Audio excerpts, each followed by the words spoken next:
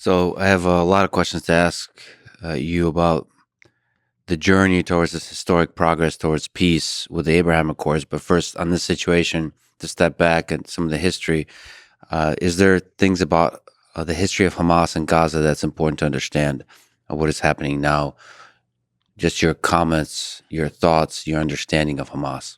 I think you did an excellent job, Lex, of really giving the summary. Just a couple things maybe I'll add to it is that Hamas was originally founded from the Muslim Brotherhood in Egypt, which is a group that's caused a lot of issues in the region.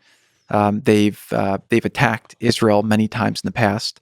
There's a lot of discussion about how Israel is an occupying power. Well, in Gaza in 2005, they withdrew from all the land, and then they say Israel's an apartheid state. Well, Israel then gave governance of the region to the Palestinians. And then what's happened is the Palestinian people's lives have now gone down, not up since then.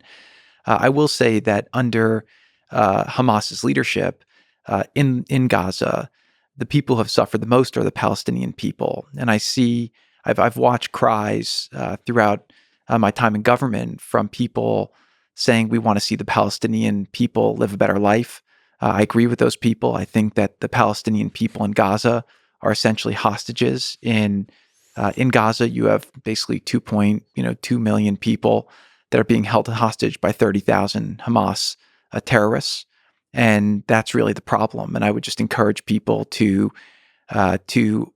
push their attention and energy in this moment and their anger towards Hamas. Those are the people who are killing innocent civilians, who are murdering indiscriminately. And those are the people who have held back the Palestinians from having a better life.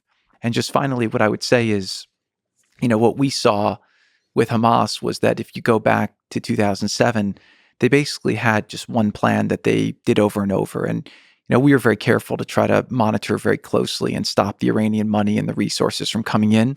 And again, we took a little bit of criticism from the international community from keeping the border tight. But unfortunately, every time you'd allow construction materials to go into Gaza, they'd use them to build tunnels, not homes. You would have equipment that would come in to build pipes. They turn it into bombs. So it was very, very hard to figure out how do you get the resources into Gaza to help people live a better life, while at the same time the leadership in Gaza was taking all of those resources and turning it into military equipment to attack Israel.